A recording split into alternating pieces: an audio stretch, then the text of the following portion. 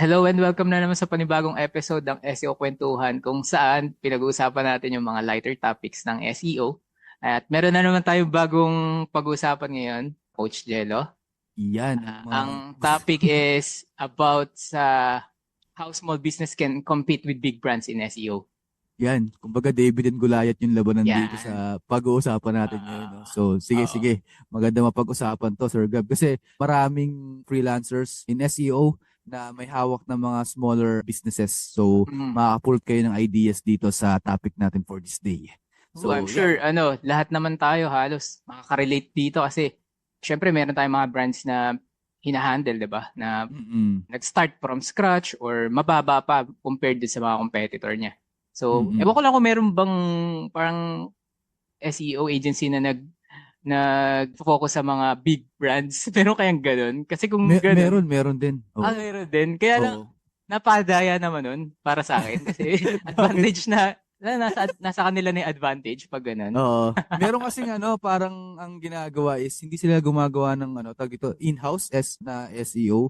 Ang Mm. ginagawa is ina-outsource yung part na yun Oo. para siguro mas practical for them in terms of siguro sa pricing or sa kasi Mm. kapag 'di ba marami namang alam naman natin yan doon sa discuss natin dati na freelancing versus corporate SEO. Mm. So kapag ka sa corporate may mga binibigay pa kasing mga 'di ba tawag dito, mga sa tax, sa HMO, Bonuses. stock Oo nga naman. bonuses, Kaya siguro yung iba ina-outsource na rin talaga sa digital marketing Sa agencies. bagay. Sa Mm. bagay. Depende naman yan sa ano nila, yung parang budgeting. Nandun naman Oo, yan. budgeting. Tama, tama. Okay, so simulan So, na natin to sa topic natin. okay. Sige, ako na muna magtatanong, Okay. sir. Sige. Ano Sige, ba sige. yung pinagkaiba ng SEO strategies para sa small brands tapos yung big brands? Tapos is Yan. SEO a fair battlefield para sa marketing sa kahit na anong brand, big or small? Okay, sige. I think nandito naman na rin yung sagot sa question. Yun nga, Mm-mm. small versus big. So, Mm-mm. malaki talaga ang pagkakaiba niyan. Kahit sa naman tignan. Sagutin ko lang muna yung tanong na is Mm. SEO a fair battlefield? So, para sa akin, maging honest na lang tayo dito. Hindi talaga. Unfair Hindi. talaga.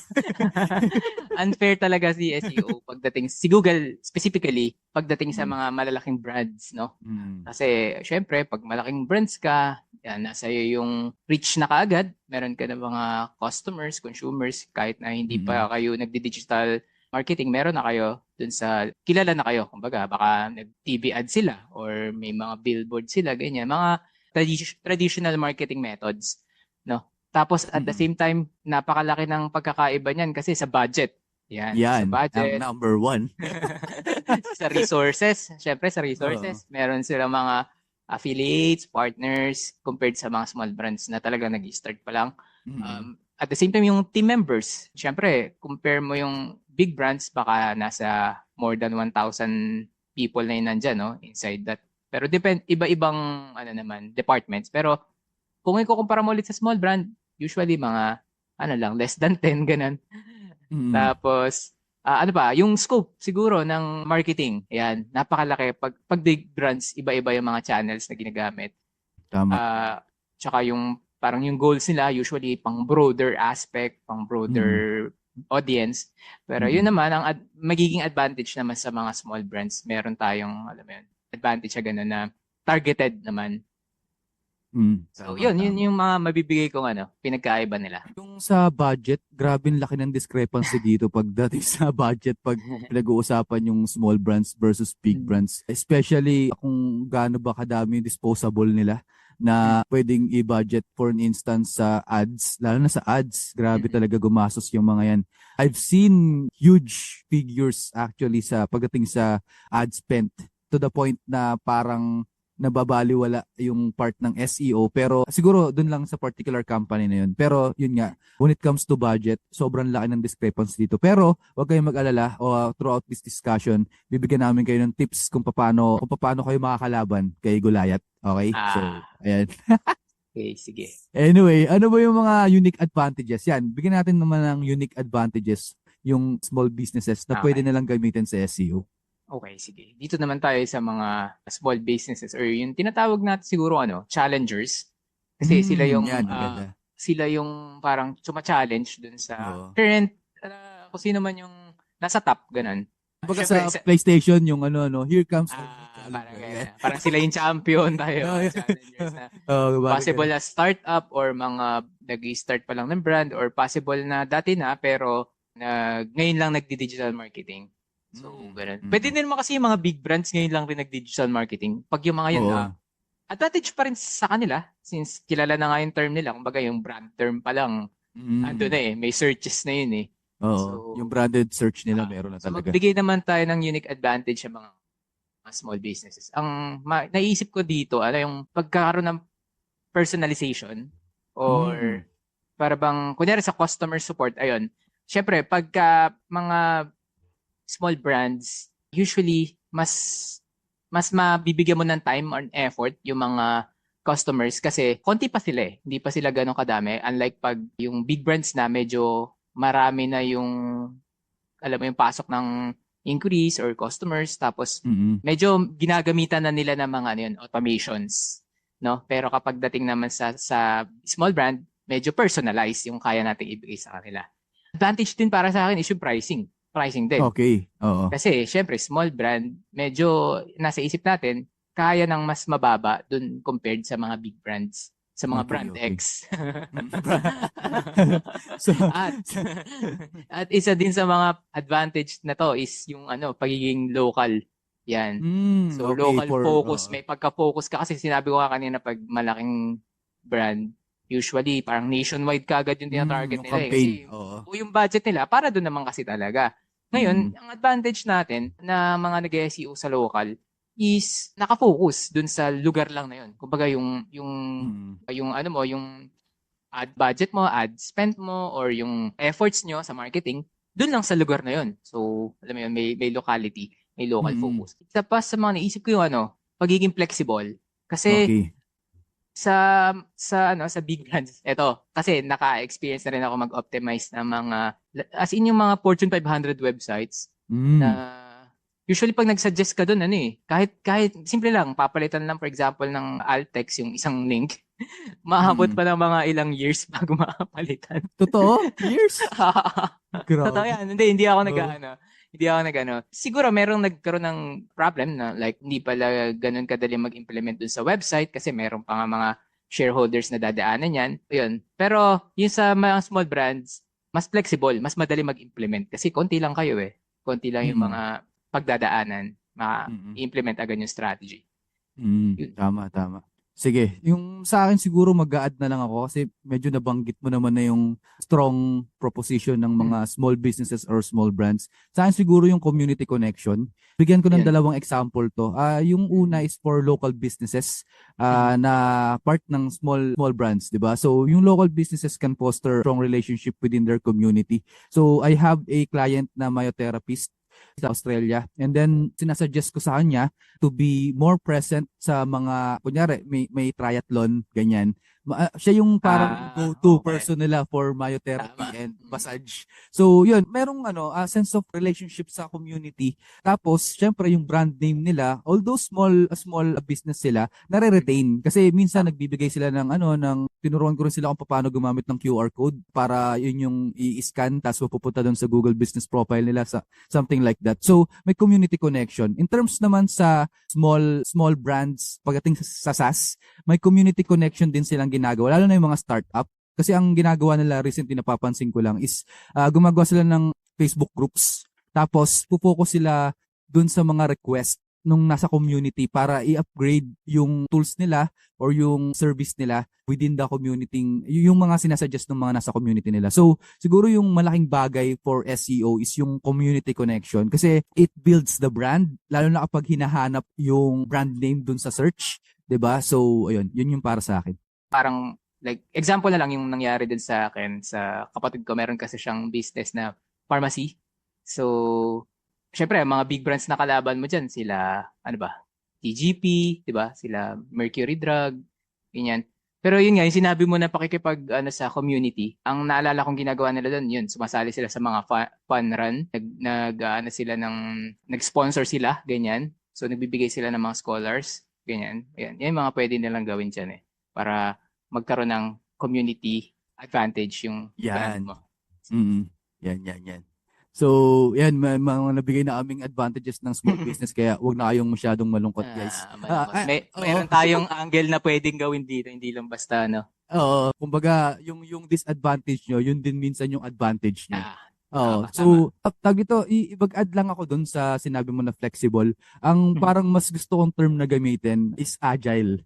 Kumbaga, mas agile tong small businesses kasi pwedeng mag-adapt kagad sa algorithm. Kaya tulad nga nung sabi mo, biro mo Tama. meta title or description Hindi, yung alt text nga lang eh. Altex, so Altex lang inabot ng taon, 'di ba? Paano pa kaya kung gusto nating sumabay dun sa algorithm change? Tama. Mas marami kang gagawin. Ang problema kasi dito sa big companies is maraming proseso na dadaanan. Like magpo-propose ka, 'di ba? Tas may stakeholder pa na magre-review nun.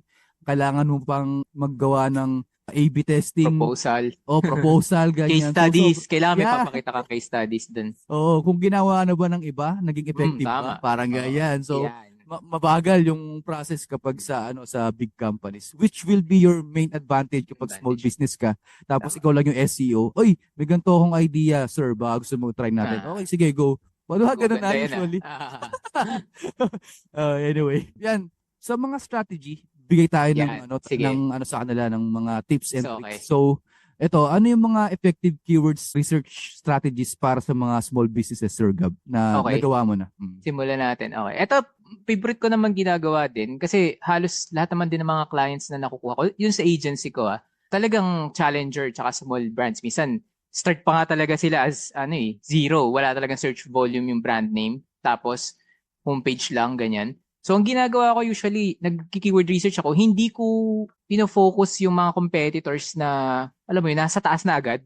Kasi, obviously, marami na silang keywords na nagre-rank and parang mga top of the funnel yung mga tina-target nun. So, para mas marami silang, alam mo yun, traffic. So, ang gagawin ko, yung medyo malapit na, for example, titignan ko yung domain authority or domain age ng isang competitor na yun. Kunyari, 2 years lang. And medyo achievable pa yung mga ganun. So, sila yung gagawin kong inspiration for ano ba yung ginawa nila nung mga previous years na nag-start ba sila mag-create ng mga product pages, ganun, or mga sectors, mga industry pages, o kaya blogs, ano ba inuna nila. So, pagka, doon ka magbe-base doon sa mga keywords na tinarget nila, syempre. Kung alin ba yung nagkaroon ng sa kanila, success.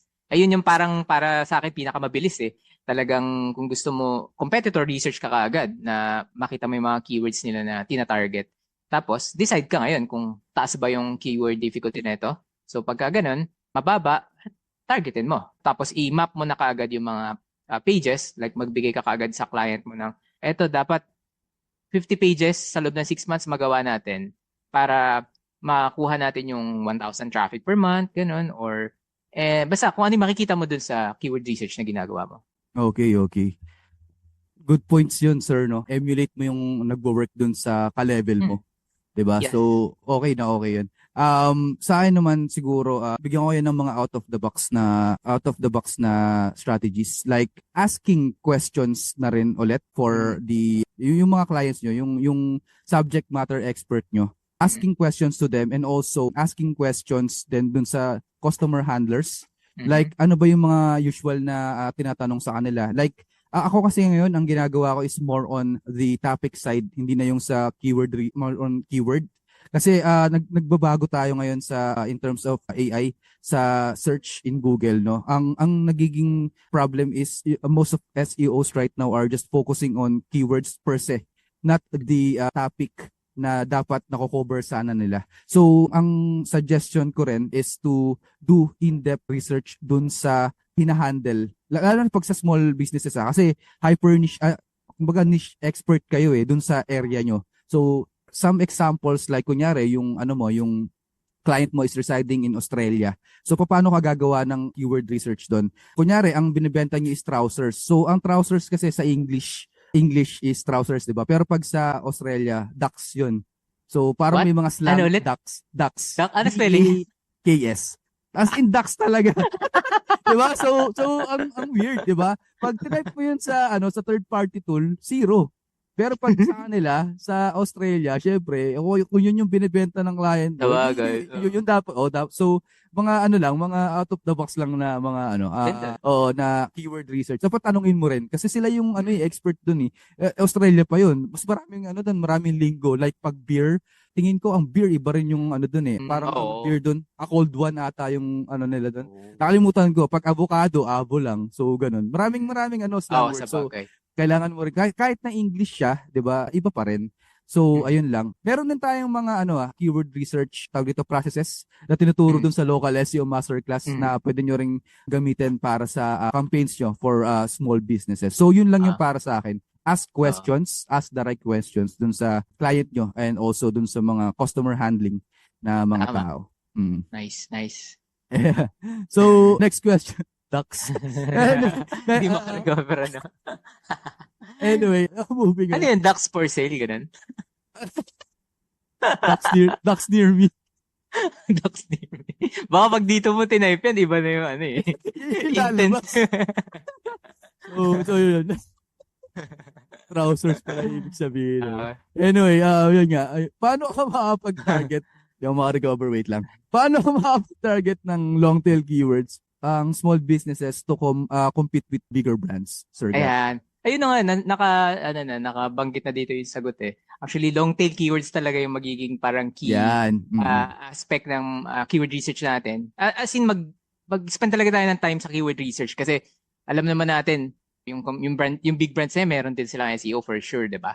Pero syempre, gusto natin makita yung mga angle na talagang dadalihin natin. Hindi masasayang yung effort na pagsulat pa lang ng content, tas pag link building sa kanya, pag implement ang mga internal linking, pero hindi naman pala dapat yun yung keyword na tina-target natin or sobrang taas pala ng competition na kailangan worth like 10K budget yung kailangan yan for a whole year, ganun. Baka ganun, di ba? So, kailangan dito matalino na yung mag-keyword research na talagang long tail and then low keyword difficulty. Kung katulad nga yung sinabi mo kanina na meron sila mga ibang terms na ginagamit, and ma-leverage mo yon kasi syempre yung ibang big brands baka di nila ginagamit yon kasi hindi pasok sa branding nila. May mga ganyan eh. May mga ganun eh. Baka hindi nila gusto yung Dax kasi ano pala sila, yung mga hindi, ito pa, magbigay pa ako example na lang. Sa real estate, ito, madalas kong ginagamit, madalas ko rin sinasuggest to sa mga nagtatanong, doon sa mga nag-handle ng real estate, depende kung anong lugar yan. Kunyari US. Sa US, ang madalas na nagiging kalaban natin dyan ng mga big brands, yung mga Redfin, yan. ano pa ba yung mga, nakalimutan ko Zillow. tuloy yung iba. Ayan, Zillow, yan. Mm. Mga kilala na brands na nagbebenta ng houses. Ang ginagawa ko dyan, hindi ko tina-target yung mga although tina-target ko siya, pero hindi ko ino-offer hindi ko ina-maximize yung effort ko doon sa pagpaparank. So for example, yung home for sale in Makati, ganyan, home for sale in Makati. Alam na naman natin yung home for sale in Makati, medyo malaking na yan eh, difficulty pagdating sa kung gusto mo targetin, baka makalaban mo diyan sila Ayala Corporation or yung mga subdivision na nandiyan na kilala. So ngayon, ang gagawin ko, instead of targeting yung mismong city, ang gagawin ko, tatargetin ko is yung mga niya. Tawag dito, barangay? Barangay ba? Oo, barangay. So magkikita ko ng mga pages na di ba taga Makati ka? Anong tingin mong mga barangay dyan? So, magki-keyword research ako ng mga barangay na kailangan ko targetin. So, Bembo, Makati siguro. Gano'n, no? Tagig na yan. Ay, sorry. Di ako kabisado Makati. Home for sale in kung ano man yung barangay. Bel Air, San Lorenzo, mga ganyan. Ganyan. So, pagka yung mga gano'n, at least medyo pinaliit mo ng konti yung competition. So, possible na maparank mo doon na nasa pang-5 ka, ganun. Or mas swerte ka kapag ikaw pa lang yung tumatarget ng ganun lugar, diba? Or Tama. pwede rin naman, yung mga near school, ganyan, home for sale in near school. Bakit? Kasi may intent doon na possible na may mga lumilipat na, alam mo yun, mga estudyante, gusto ng kanilang mga rich parents na bilan sila ng bahay dun sa lugar na yun. Malapit di ba? Yung mga ganun, may mga, kumbaga, may possibility na mangyari yun. So ngayon, ang gagawin mo, since advance ka mag-isip dahil sa keyword research, may search volume siya. Targetin mo na paggawa. So mas, mga long tail keywords, ganun. Okay. Thank you, Sir Gab. Siguro ang i-add ko lang dun, which is tama rin naman, no? Near school, Yung sa mga near school na home for Oo. sale near kung ano may school niyan So or sa long tail keyword naman na research, most din may mga modifier eh. Like yung sinabi mo, sir. So yan. may location modifier na nakalagay doon. Like kung ano Mm. yung barangay. So Mm. pwede mo siyang gamitin. Plus 1 point talaga yon na kasi hyper niche ka. Lalo na kapag ka small business ka. Dapat yung nasasakupan mo is present yung ano mo, yung kumbaga yung brand mo within the proximity Reuse yan. nung area na pinagsiservan mo. So isa yon. And also, yung long tail keywords, Keyword. makaka-create ka ng content na specifically addressing yung unique needs and questions ng target audience mo. Kaya kailangan mo talagang gumawa ng market research or yung ICP o kaya yung parang avatar, customer avatar. Kasi, so kunyari, yun, bigyan natin yung example ni Sir Gab kanina for real estate. Ano ba yung mga tinatanong ng mga tao doon? Like, halimbawa, ako nakatira ako sa Makati. Sige, sabihin natin Makati kasi yun yung example. Ano ba yung mga kailangan kong documents? So, documents na kailangan kong ipasa kapag bibili ako ng bahay sa Makati.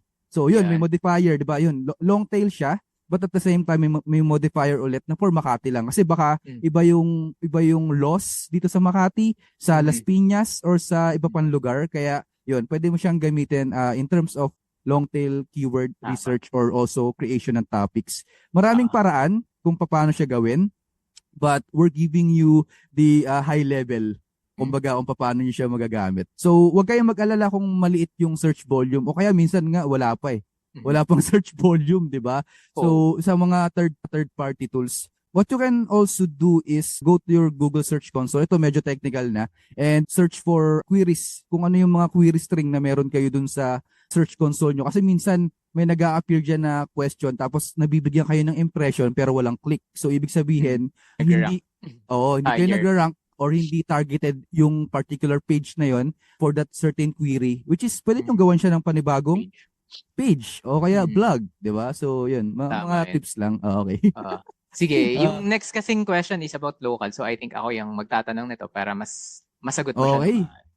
Alright, sige. Since ito yung expertise mo. Paano magagamit ng small businesses ang Google Business Profile para mapalakas ang kanilang local SEO? So, number 1 na kailangan mong gawin as an SEO sa small business, i-claim nyo muna yung Google Business Profile. Kasi hindi nyo ma-optimize kapag di nyo claim. So, claiming, number 1. And number 2, medyo mahirap ang verification ngayon sa business profile. Maraming tricks and tips kung paano siya ginagawa. But right now, there's a video verification na. So, parang 17 verification yung video. So, ayun. Ano pa ba? Sa Google Business Profile. Ano yan? Ibang country Profile, or pati sa Philippines? Sa Philippines, di ko pa natatry na gumawa ng business profile dito. Mostly sa US, ang target verification nila is through video. Tapos, there's a symbiosis or merong relationship tong GMB and your website. So, create that relationship by giving the correct or accurate information for your Google Business Profile tsaka sa website. So, dapat parehas sila. Kung ano yung address na nandun, kung ano yung opening hours, dapat parehas. So, parte yun ng optimization mo. Ano pa ba? I-plug ko muna yung course ko. So, pwede kayong, pwede yung tingnan lahat ng list. Ano nyo i-optimize yung sa Google Business Profile. Kompleto yan. Kompleto. From A to C, parang syndrome yan. Pero, tawag dito, gawa kayo ng mga unique post. Although yung posting kasi sa GMB, hindi siya ranking factor, but more of parang pinapakita mo ay Google na you are present. 'Di ba? Hindi ka stagnant na business. Okay? And paano mo pa siya mapapakita more than posting? Encourage yung customer to leave review. 'Di ba? 5-star, 4-star review. Or kahit na sabihin natin magbigay sila ng review pero 1-star. Pero ang importante doon is kinikater mo, ina-answer nyo pa rin yun. Whether it's 5-star, 4-star, or 1-star review. There's a thing called reputation management. So you need to manage the reputation of the website sa Google Business Profile para makita yung entities ni Google na hey, itong business na to is about this and they are particularly parang authority dito sa particular subject na to. Kasi minsan, di ba, pang nagbibigay ng review yung mga customers, nilalagay nila doon yung service na ginawa mo sa kanila. So, Ah, malaking bagay yun. Parang keyword yun eh. Like, kunyari, nag-brake repair, nilagay dun yung service na ginawa mo para sa kanila na 5-star. So, may kilala ka lalo ni Google. Kasi nagre-revolve yung reviews na yan sa Google ecosystem, which is yung Google Business Profile. Okay, mm. so yun. Sorry, medyo masyadong mabilis yung mga pinagsasabi ko pero I I hope think you get. excited ka sa Oo, sabi ng mga strategies kasi talagang kumbaga oo. confident ka eh. Oo. So, Ah, kasi nakakalimutan to minsan ng mga businesses na humingi ng review.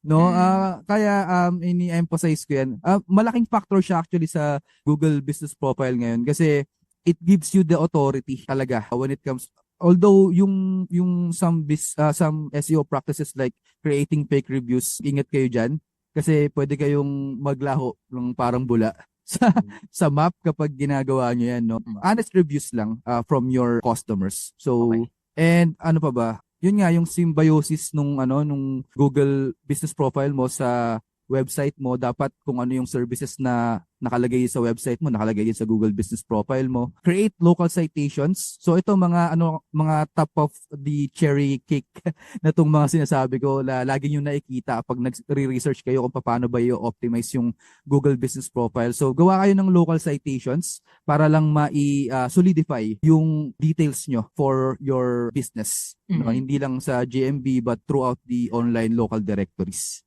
mm. So yun. Okay. Ah, So, yeah, nagbigay ka na rin ng mga tactics, no? Oo. Yun yung sana yung next question. Ang Pero question natin. ibahin ko na lang. Mm. May pumasok lang sa isip ko since nabanggit mo yung entity building. So, yung pag sa Mm. entity building, tingin mo ba worth it kapag yung isang, hindi naman siya local business, pero gusto mo na ilagay siya sa Google Business Profile for the sake to build entity? Tingin mo worth it yun?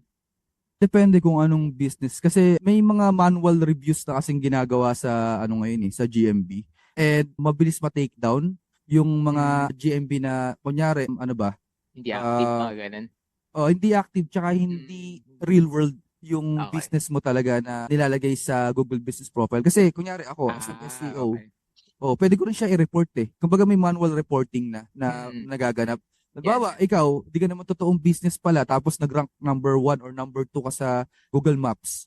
'Di ba? Tapos nakita ko, uy, ba't nag-rank to? Hindi naman to totoong business. Nag-investigate ako. Pwede kita i-report. So, Sinagot ko rin yan eh sa student ko na nagtanong about local. Nung oo, kahit oo. hindi ako sure, pero I think tama yung ganyan na strategy kasi Hmm. sabi ko, pwede naman ako i-report yan na ganyan kung di talaga sa totoong Oh, business. And then spammy, pag alam nyo spammy, na ganyan. ganun. Mm-mm. So kasi daw Oo. nag-rank 1 daw, parang may ginagawa, tsaka may ginagawa silang kakaiba dun sa mga reviews. Parang nag-optimize sila. Ah. So Oo. yun, at least na-confirm sa'yo sa Oo. sagot mo na yan. May nag-question din sa amin, tanong din sa akin yan recently. Itong week lang actually. Mm. Tapos sabi ko sa kanya, may facing kasi ako ng ginagawa ko sa doing local SEO. Sabi ko sa kanya, yung face na yan, ang tawag ko diyan, assassination face. So i-assassinate Mm. ko lahat ng mga spammy sa taas na alam kong kunyari yung naglalagay ng location identifier nila. Halimbawa, company name tapos yung location. So spamming na yun kasi Oo, hindi tama. mo naman real world name yun eh. So yun, pwede mo Mm. i-report yun. Yan, may Eh, ideas na kayo guys. Minamanipulate nila yung Oo. yung search. So yun. Okay, okay. Sige, move na tayo sa next strategy na pwede natin ibigay para sa mga small Mm. businesses. Next question, eto, link building naman. Yan. Ano yung Okay. mga link building strategy na maaaring gawin ng mga small businesses na hindi kasing mahal na ginagawa ng mga big brands? Yan. Mm. Meron bang ganyan? Kahit small brand, ang mahal mahal ng link Okay. building. Siguro ito yung isa sa mga tinuro ko sa local SEO masterclass. Pinaka-effective na nagawa ko before is yung paggawa ng resource page link building. Like Mm, gagawa ka ng resource page for businesses na malapit sa area mo. But do not make a resource page na kasama yung competitor mo. 'Di ba? mm, Kasi bakit ka gagawa ng resource page na kasama yung competitor mo? So what do I mean by that? Gawa ka ng resource page na related sa business mo pero hindi direct competition. Bigyan ko kayo ng example. Ano bang magandang example? Top of mind, sabi nating bakery ka. Kunyari lang mm, naman to. Bakery ka. Tapos, ang pwede mong ilagay sa resource page mo is yung mga kung saan ka makakakuha ng floor, ganyan. mm, Yung mga, o kaya yung mga, saan yung mga stores na merong yung mga gamit na Mhm. pang-bake. So, pwede mo rin gawin yon. And also yung mga ingredients kung saan sila nakukuha. So, pwede kang gumawa ng resource page, no? Tapos kontakin mo yung, yung mga yon.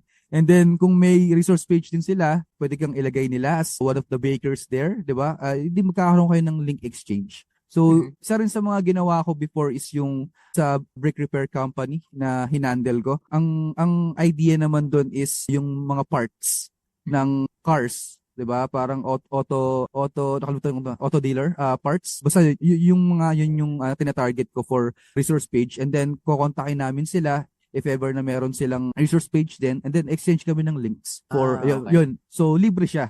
'Di ba? Ah, Mabusisi nga lang kasi gagawa ka pa ng resource page eh. resource Pero page. isa yun sa mga libre. Ano pa ba? Tama. Top of mind, guest blogging, guest Mhm. posting. Mhm. So, pwede ka ring kumontak sa mga local, tawag ito, local vloggers kung maaari na Mm. mag-guest post ka sa kanila in exchange of, siguro hindi man, ano ba to? Ano nga ba yung tanong? Wala ka dapat gagastusin ba?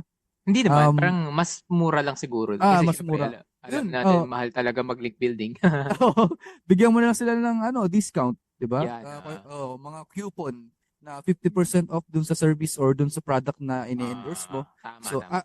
on top pa nung guest posting. And yung pinaka sa local to yung pinaka malaking bagay na magpupush ng needle talaga sa business nyo is doing local partnerships sa mga Yan. tawag dito, Mm. mga events, ganyan. Ah, Yung tulad ng example ko kanina, yung sa myotherapist, mm. no, nagkakaroon kami ng links doon from big brands dahil nasasama kami doon sa kumbaga nakalinya yung may-ari nung myotherapy doon Mm. sa mga personnel na nandun. Like Mm. siya yung sa recovery ng mga athletes na Mm. nandun sa marami pang ways on how to do this, but local Ah, partnerships will definitely get you a backlink from, sabi natin minsan local news, 'di ba? Minsan oo.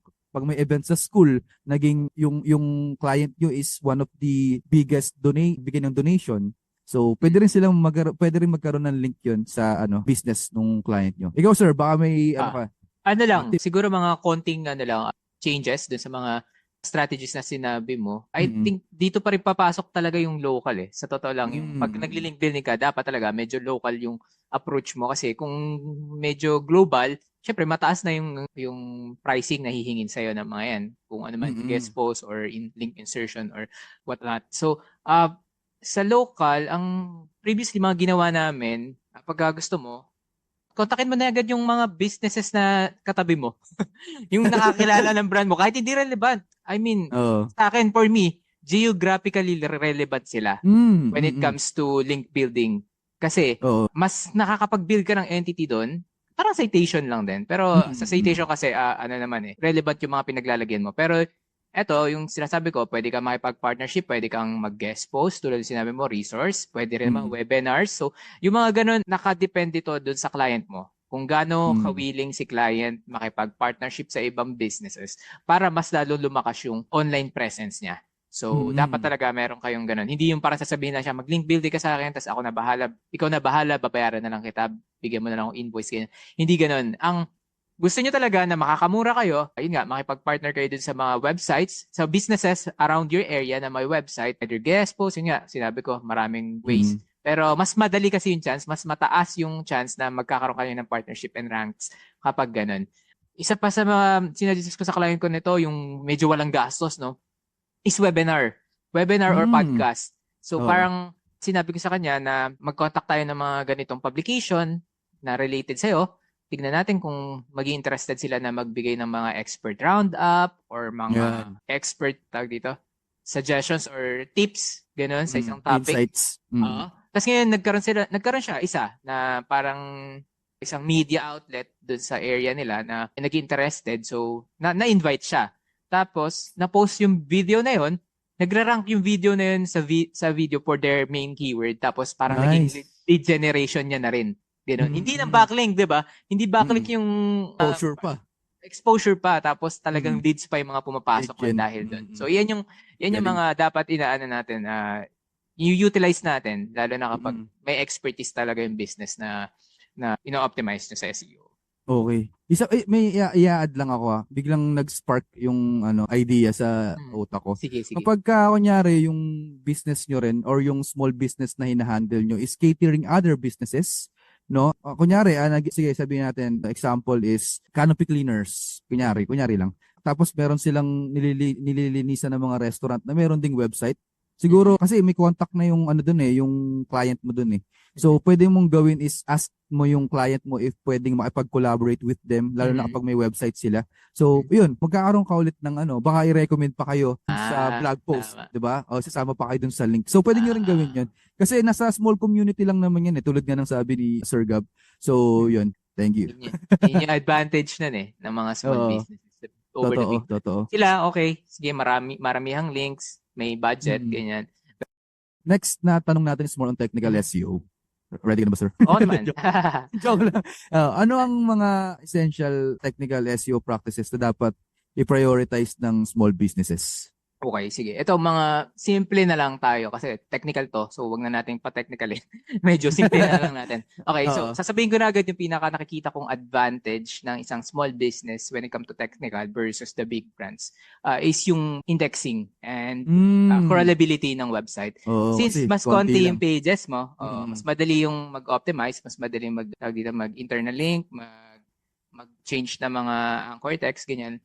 Mas madali yon i-implement sa small business versus the big brands. Na sinabi ko kanina, example na merong sila mga dinadaan ng mga processes pa bago ma-implement yung ganung bagay. So, ano ba madalas mo makikita dyan sa mga big brands? Yung mga, broken link, mga ganun. Ayun pala yung isa sa mga link building strategy na pwede nyo gawin. No? Try nyo maghanap ng mga broken links ng website. Tapos baka relevant siya dun sa big brand and baka pwede nyo gawa ng blog post yon and sabihin nyo dun sa mga nakalink sa kanila previously na eto na yung bagong article or may ginawa kami na mas related, ganun. Oo. Ano pa? Yun talaga sa technical. I think yun yung pinaka magiging advantage.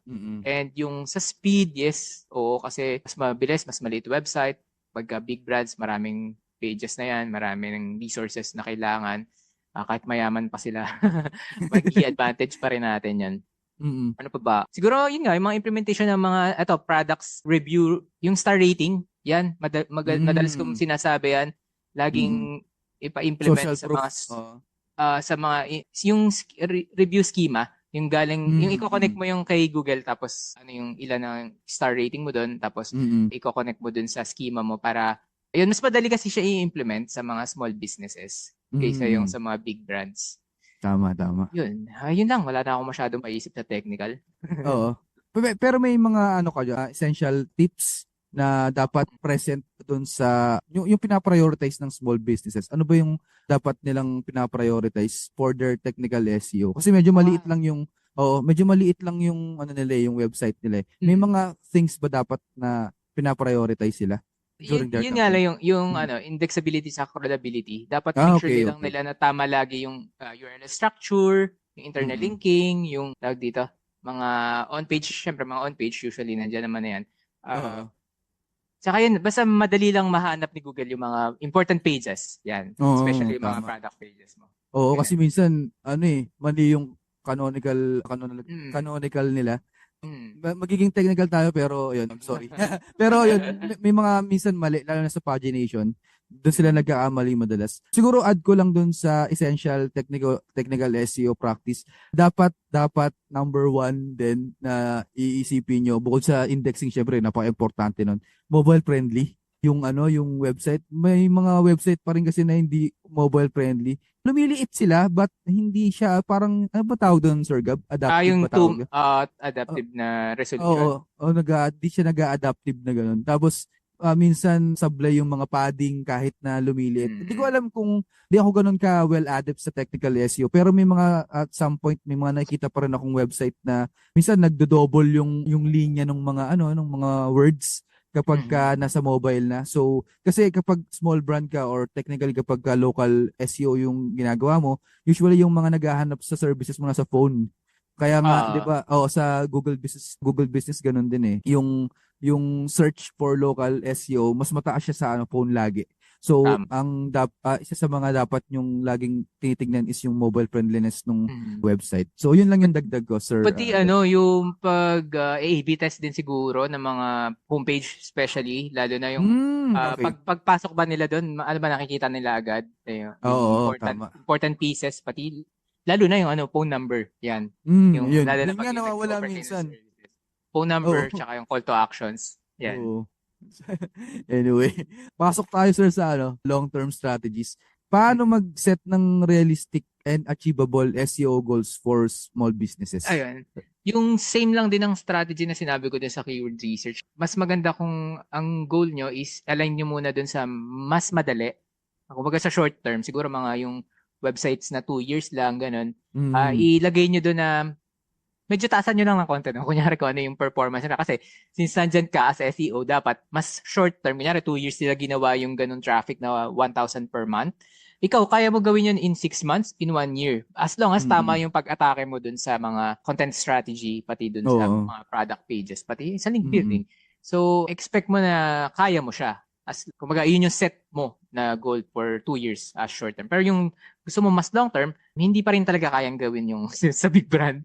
Maging realistic tayo dito na hindi natin Oo. kayang gawin yung Oo. ginagawa ng real brand. So, gagawa tayo ng sarili nating branding na Oo. may enough traffic, enough rankings, enough Mm. target customers tayo. Hindi Mm. naman kasi natin makukuha lahat yan eh. Oo, yung Hindi market rin share. natin ma-outrank yung mga tawag dito, mga big brands. Although meron ako Mm. na experience na gano'n na isa na outrank namin na sa UK nga lang to. Mm. Yun talaga I would say na isa sa mga case study na masasabi kong maganda dahil na-outrank namin yung pinaka big brand doon. Kasi naman itong big brand na to, meron na malakas din siya sa US, kumbaga. Mm. Yung aming optimize is sa UK lang. So doon sa Mm. UK na-outrank namin sila. So, 'di ba? Kumbaga, Nice. goods na 'yon. Goods na Mm. sa client yung ganun. Okay, okay. Sige. Sa akin, paano ka makapag-set ng realistic and achievable SEO goal? Siguro gawa ka muna ng benchmark. Kapag kunyari, kakaumpisa mo pa lang kunyari ikaw yung SEO nung small brand or local business, gawa ka ng benchmark mo na ito yung start ng campaign ko, ito lang yung traffic ito ngayon, ito yung ranking keywords. Kahit na sabihin natin as per Ahrefs, ilan yung ranking keywords ko ngayon. Tapos, akin, ang ginagawa ko sa strategy ko is tawag dito, interval ng every 3 months. So, sinusukat ko lagi yung performance ng lahat ng ginagawa kong effort for a particular client every 3 months. Titingnan ko yung kung ano na nangyari after nag-benchmark ako 3 months ago. Tapos siguro mag-create din kayo ng specific or specific goal na halimbawa after 3 months, 6 months or 10, 12 months may incremental growth tayo na 10% kada Yeah. quarter. So para lang meron kayong guiding star or map ng gagawin nyo. Kasi kung wala kayong ini-aim, parang gawa lang kayo ng gawa ng Suntok yung sa mga buwan. strategy. Oh, parang ganun lang yung gagawin nyo. So dapat meron kayong guiding light. Yan. So yun lang yung sa akin. Tapos monitor nyo lagi. Hindi yung pagka-setup nyo tapos na or yung nagre-rely lang kayo sa EOM, end of month report. Pwede nyo rin siyang i-monitor kahit weekly. Ako nga minsan araw-araw pa lalo na kapag bago pa lang yung pero wag niyo namang gawin na wag niyo na akong gayahin. Pwede niyo namang gawin na weekly kasi minsan may drop na unexpected para makapag-aral din kayo and makapag-adapt kayo kaagad. Although Tama. minsan hindi mo naman hindi ka naman dapat mag-react kagad, 'di ba? Minsan mag-aantay ka pa eh. Pero mas maganda rin na alam mo kagad 'yung nangyayari para pag nagtanong si client, may masasagot ka, 'di ba? So ayun lang 'yung sa akin. Last question, sir, Mhm. para sa kwentuhan na 'to. Ano ang mga long-term strategies na dapat isaalang-alang ng small businesses para sa isang sustainable SEO? Yan. Ayun. Okay. Siguro yung mga sinabi natin kanina, Dami na eh, napakadami no? na Ang nun. dami na. Oo.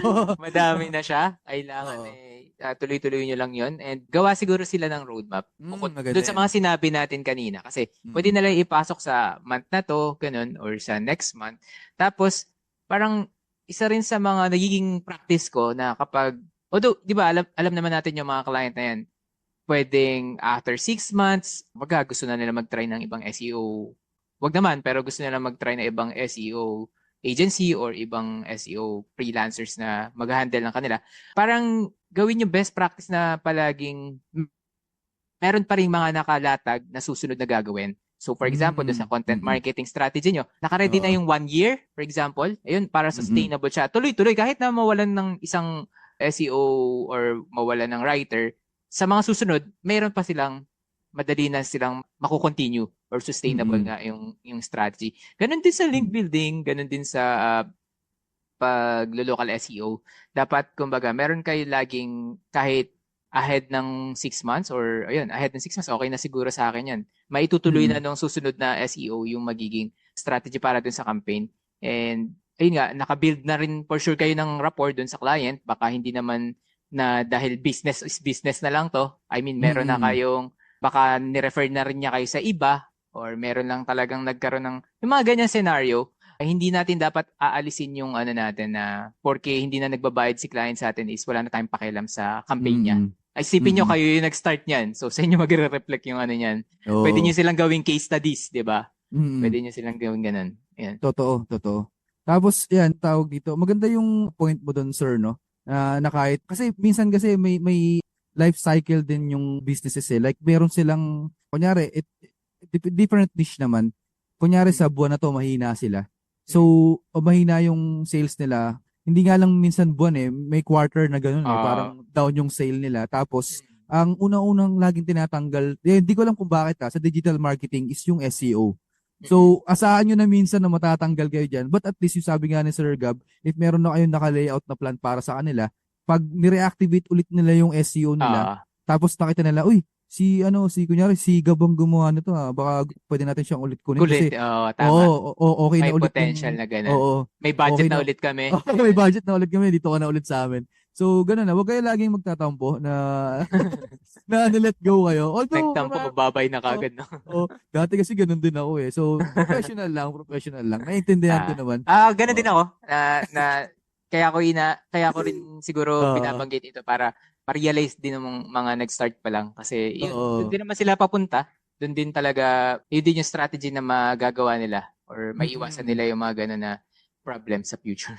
Totoo. Kasi mare-refer pa kayo niyan eh. Yan yung isipin niya lagi. Referral, the best. Kasi, yan, may mga napag-usapan tayo previously sa red flags. Yan. Minsan, may mga clients kasi na red flag nga sila, pero dahil ginalingan mo yung gawa mo, napansin nila na, uy, after 3 months, nag-rank 1 ako or kasi dahil sa ginawa nung dati kong SEO. Kahit binubuli ko to. Magiging green flag yun. Ako na nagsasabi sa inyo, may mga na-experience na akong ganyan. Totoo. So, yun. Woo! Matindi tong topic natin na to. Kasi minsan napanghihinaan ng loob yung mga iba. Hindi na nila alam yung strategy na gagawin. Paano ko ba palalakihin tong website na to? Paano ko ba palalakihin yung traffic, ganyan. So, yan yung mga strategies na pwede nyong i-implement sa campaigns nyo right now. So, everything is good? All good sa tayo, Sir Gab? No, okay, goods. All goods, okay. So, every other Saturday, yung podcast episode namin, nire-release namin. And also, we do have a channel na rin sa YouTube Music. Pwede nyo rin kaming makita doon. Also, sa Spotify, SEO Kwentuhan. And yun, Sir Gab, let's say bye-bye na for this episode. Okay. Thank you. See you next episode, See you guys. next time. Okay, bye-bye. Bye-bye.